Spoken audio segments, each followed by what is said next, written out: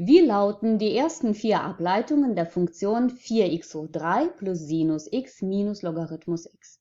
Herzlich willkommen auf meinem Kanal und in den nächsten Minuten beschäftigen wir uns mit dieser Fragestellung. Lasst uns loslegen.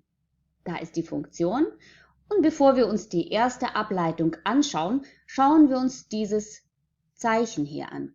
F oben 1 in Klammern und hier genauso mit 0.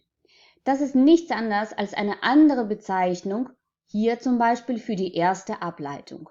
Oben die Funktion, das ist die sogenannte nullte Ableitung. Eigentlich brauchen wir das hier in diesem Schritt überhaupt nicht. Das kommt dann vor, wenn man zum Beispiel eine Taylor-Reihe bilden möchte. Und deswegen habe ich das hier vollständigkeitshalber notiert. Warum wir diese Bezeichnung brauchen? Ja, man kann sich ja überlegen, wenn wir die 10. Ableitung bilden, dann ist es recht umständlich als Zeichen da 10 Striche oben zu notieren. Beachtet bitte nur, dass diese 1 oder 3 oder 10, welche Ableitung auch immer gebildet wird, in Klammern notiert wird, ja, um nicht mit der Potenz zu verwechseln. Okay, so viel zu Bezeichnungen und jetzt gehen wir zur Ableitung über. Wir haben hier eine Funktion, die aus elementaren Funktionen besteht und diese elementaren Funktionen sind additiv verbunden. So, die eine elementare Funktion ist die Potenzfunktion und 4 als konstanter Faktor bleibt beim Differenzieren erhalten und x hoch 3 abgeleitet ist 3 mal x². Sinus x abgeleitet ist Cosinus x und Logarithmus x oder minus Logarithmus x abgeleitet ist minus 1 durch x. Ja, die Summenregel der Differentialrechnung besagt, dass wir die Summe der einzelnen Ableitungen bilden. Okay, da ist nochmal die erste Ableitung. 3 mal 4 als Faktor zusammengefasst ist 12x² plus Cosinus x minus 1 durch x. Und dieses minus 1 durch x notieren wir nochmal anders. Das ist insofern ganz gut und praktisch, als wir bei der zweiten Ableitung, die jetzt im nächsten Schritt kommt, da gute Schritte damit tun können. Also 1 durch x, x im Nenner ist x hoch 1 im Nenner.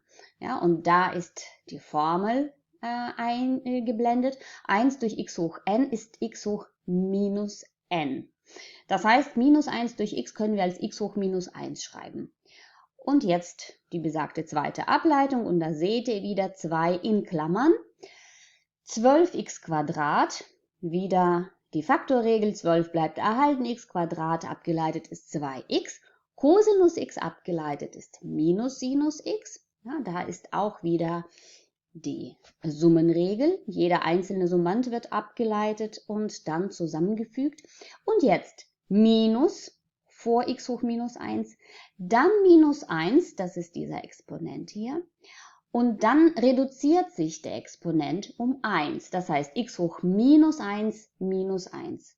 Und das ist das, was ich meinte. Diese Schreibweise ist einfach angenehm, um die Ableitung zu bilden. So, alles zusammengefasst ergibt 24x minus Sinus x und dann minus mal minus 1 ist plus x hoch minus 2. Und das können wir nochmal auch so notieren, x hoch minus 2 zur Übung ist 1 durch x².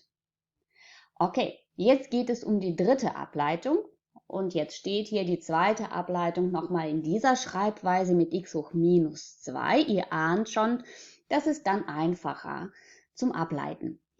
Okay, wieder die Summenregel und 24x abgeleitet ist 24.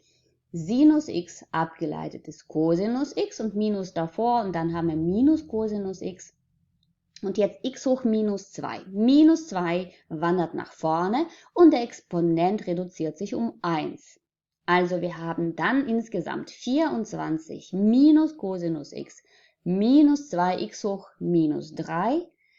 Und dann zur Übung nochmal, wie schreiben wir das dann nochmal auf? X hoch minus 3 ist 1 durch x hoch 3. Und das ist die kompakte Schreibweise. Okay.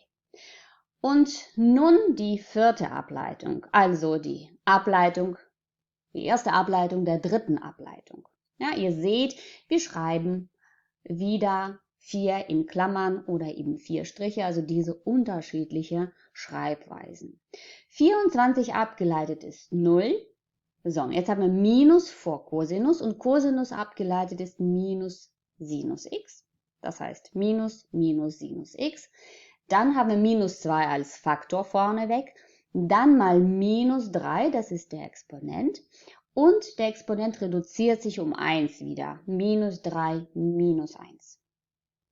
So, alle Vorzeichen zusammengefasst. Dann haben wir Sinus x plus 6, x hoch minus 4 oder nochmal in dieser Schreibweise. Und jetzt habe ich alle Ableitungen, also die Funktion und alle Ableitungen nochmal zusammengetragen, um sich das Ganze nochmal anzuschauen. Die nullte Ableitung oder die erste oder die Funktion selbst ist das, was gegeben war. Und was passiert mit den einzelnen Summanden? Das ist ja spannend. Die Potenzfunktion, sie bleibt auch beim Ableiten Potenzfunktion, aber der Exponent reduziert sich immer um 1. Wir hatten dann die dritte Potenz, dann die zweite, die erste, die nullte und dann verschwindet dieser Summand komplett. Das heißt, jede weitere Ableitung enthält diesen Summanden nicht mehr. Bei Sinus x, das ist auch interessant. Es wechselt einmal zu Cosinus, dann zu Minus Sinus, dann zu Minus Cosinus und dann ist wieder Sinus x. Ja, auch da, bei diesem Summanden wird dieser Wechsel immer stattfinden und rotieren.